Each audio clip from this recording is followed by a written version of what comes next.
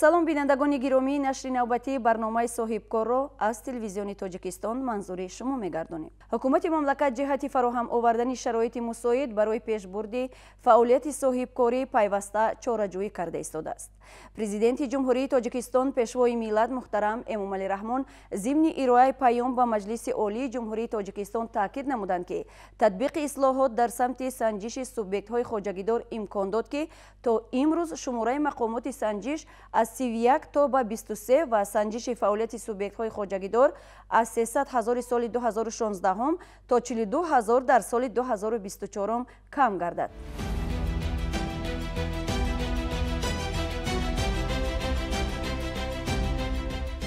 дар амал татбиқ намудани барномаҳои рушди иқтисодиву иҷтимоӣ ва раванди амалигардонии ҳадафҳои стратегии ҷумҳурӣ аз қабили раҳоӣ аз бомбасти коммуникатсионӣ ва ба кишвари транзитӣ табдил ёфтани кишвар, таъмини амнияти озуқаворӣ ва дастрасии аҳолӣ ба ғизои хушсифат, расидан ба истиқлоли энергетикӣ ва самаранок истифодабарии он, ҳамчунин ҳадафи чоруми миллӣ, яъне саноатикунонии бо суръати кишвар имконият фароҳам овард ки рушди бо низоми иқтисоди миллӣ таъмин гардад.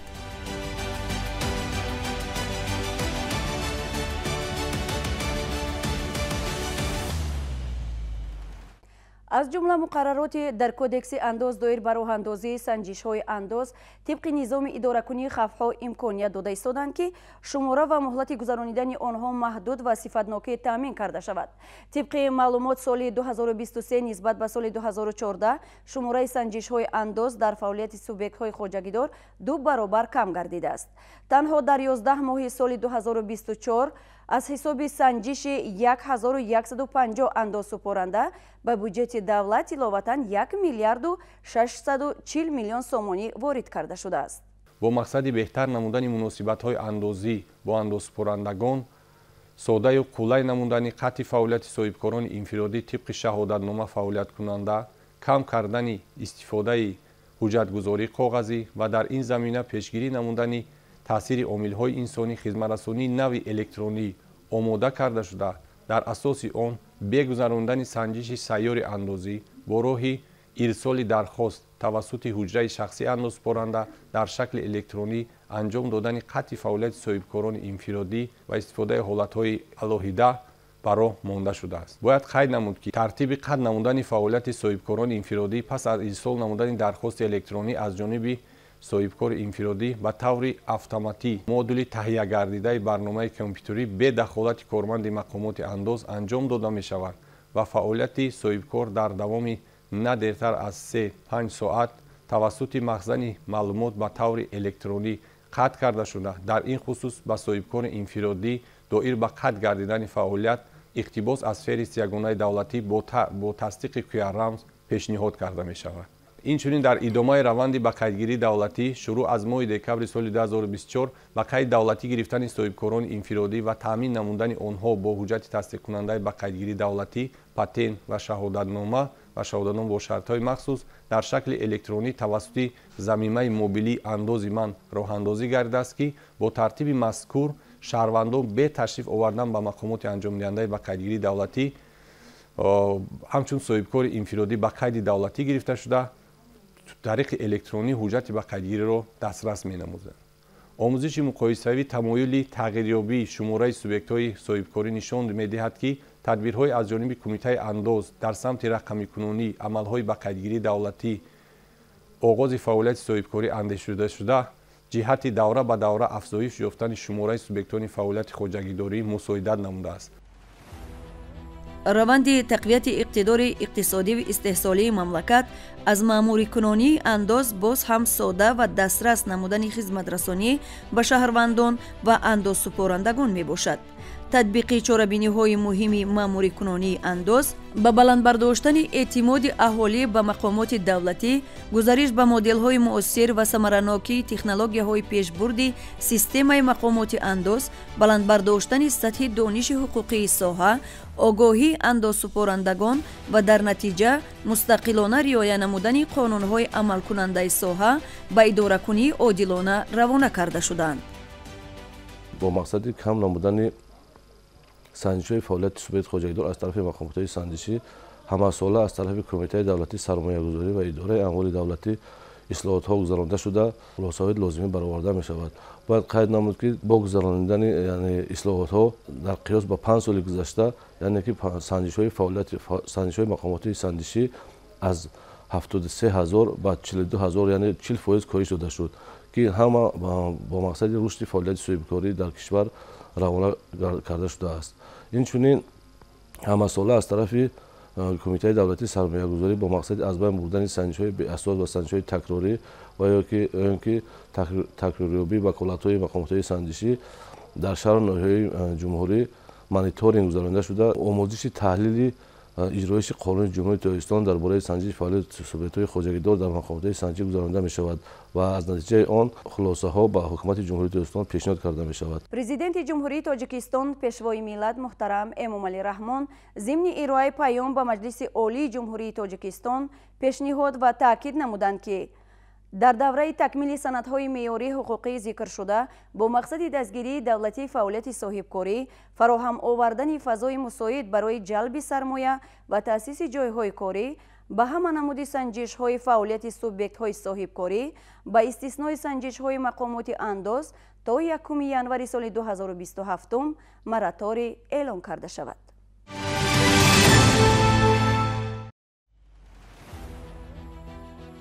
дар баробари ноил шудан ба ҳадафҳои гузошташудаи давлату ҳукумати кишвар ва фароҳам овардани шароити мусоид, имконияти рушди бахши воқеии иқтисоди миллӣ ва баландбардоштани рақобатпазирии он ба миён омад.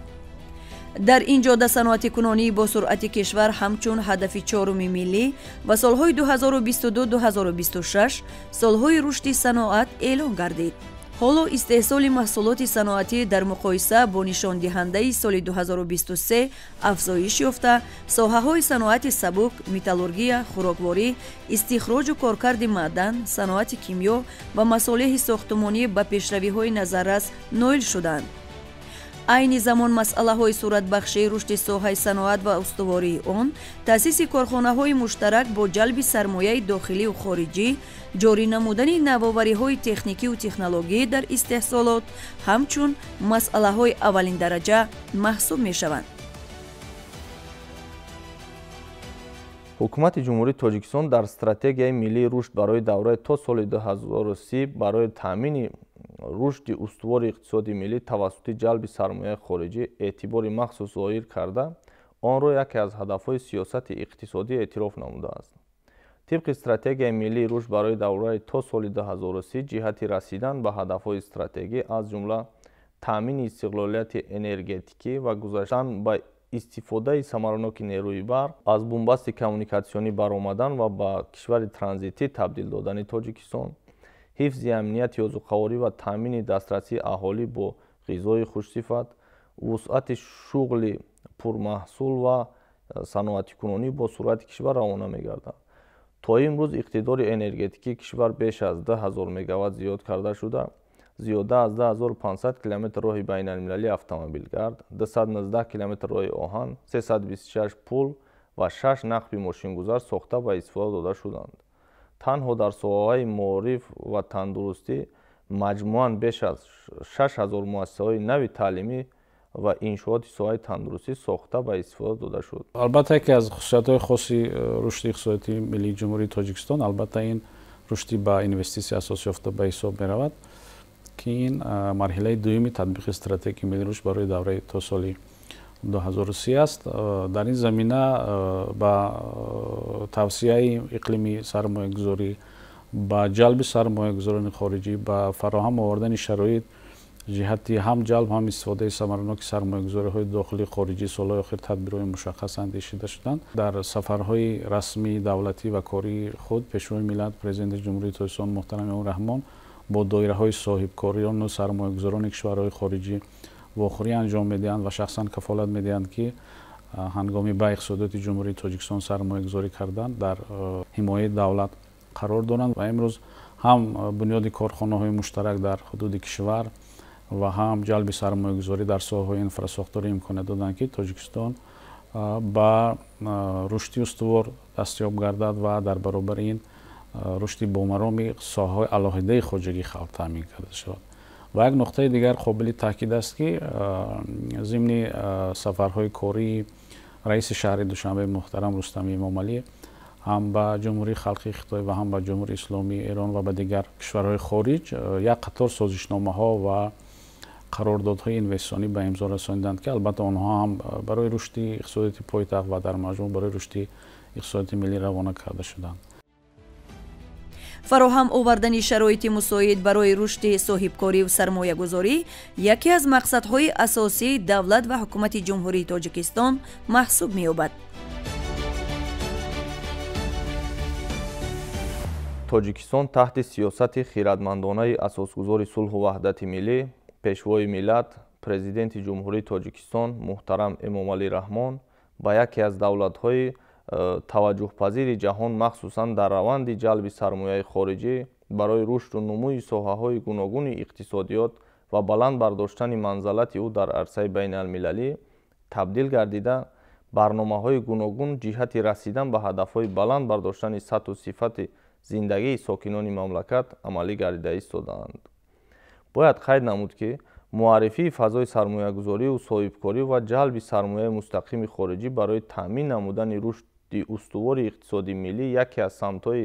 афзалиятноки сиёсати иқтисодии ҳукумати ҷумҳурии тоҷикистон ба ҳисоб рафта,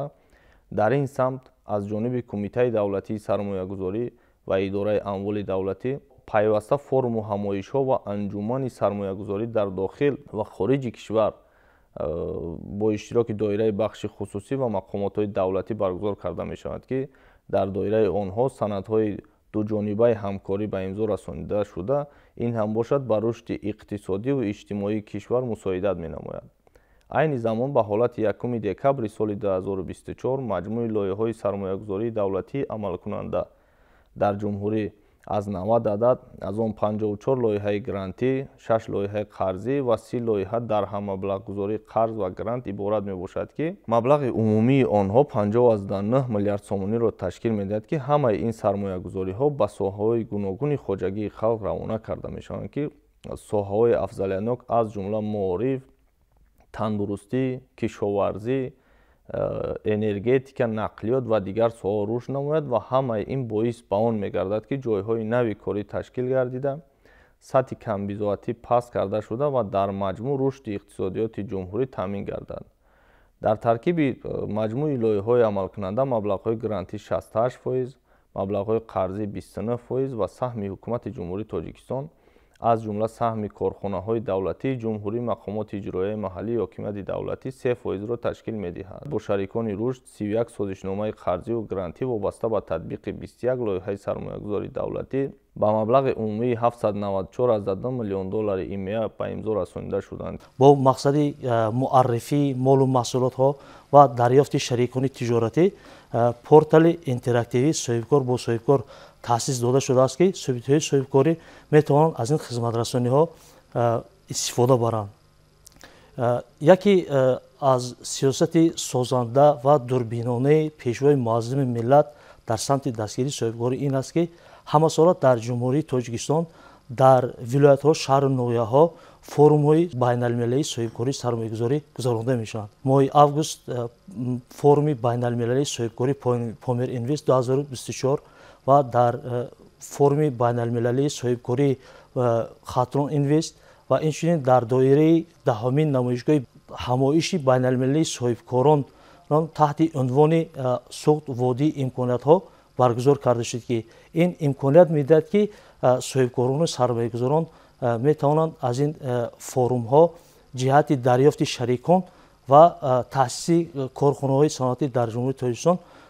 имконият пайдо кунанд. дар натиҷаи татбиқи сиёсати созандаи пешвои муаззами миллат муҳтарам эмомалӣ раҳмон ва ҳукумати мамлакат дар ҷодаи таъмини рушди босуботи иқтисодӣ ва таҳкими ҳамкориҳо бо шарикони байналмилалӣ ҳаҷми сармоягузории хориҷӣ ба хоҷагии халқ ки барои ноил шудан ба ҳадафҳои стратегӣ равона шудаанд сол аз сол афзоиш ёфта корхонаҳои азими саноатӣ бунёд ва мавриди истифода қарор дода шудаанд. бо мақсади иҷроиши дастуру супоришҳо ки пешвои миллат дар паём ироа намуданд, кумита тавонист дар таҳия намудани санадҳои нави ҳамкорӣ корҳоро ба роҳ монда аллакай дар ҳамкорӣ бо сармоягузорони минтақа ва ҷаҳон баргузор намудани чорабиниҳои сармоягузорӣ нақша гирифта шудаанд ва вобаста аз самтҳои афзалиятнок ки аз ҷониби ҳукумат муайян гардиданд ҷалби сармоя ба соҳаи энергетика, кишоварзӣ, саноат, сайёҳӣ ва дигар соҳаҳое ки хеле муҳим ҳастанд амалӣ шуда истодааст. вазъи иқтисодиву иҷтимоӣ ва молиявии кишвар давра ба давра беҳ гашта имконият фароҳам омада ки маблағгузории соҳаҳо бештар карда шавад. дар ин марҳила рушди иқтисодӣ дар ҳама соҳаҳои дар иқтисодиёт фаъол таъмин шуда нишондиҳандаҳои макроиқтисодӣ мусбӣ арзёбӣ гардиданд. новбаста ба мушкилоту монеа ва омилҳои таъсиррасонанда ба рушди иқтисодиву иҷтимоии кишвар сол то сол рушди воқеии иқтисод таъмин гардида нишондиҳандаҳои макроиқтисодӣ мусбӣ арзёбӣ мегарданд. дар натиҷаи дастгириҳои пайвастаи давлат ва ҳукумати мамлакат солҳои охир аз ҷониби соҳибкорону сармоягузорон бунёди иншооти таъиноти иқтисодиву иҷтимоӣ вусъат ёфта истодааст ки ин барои таъсиси ҷойҳои нави корӣ ва баландбардоштани боз ҳам сатҳу сифати зиндагии сокинони кишвар шароити мусоиди кору фаъолият ва зиндагиро муҳайё месозад. бинандагони гиромӣ, инҷо расидем ба поёни барнома. То барномаҳои дигар саломату сарбаланд бошед.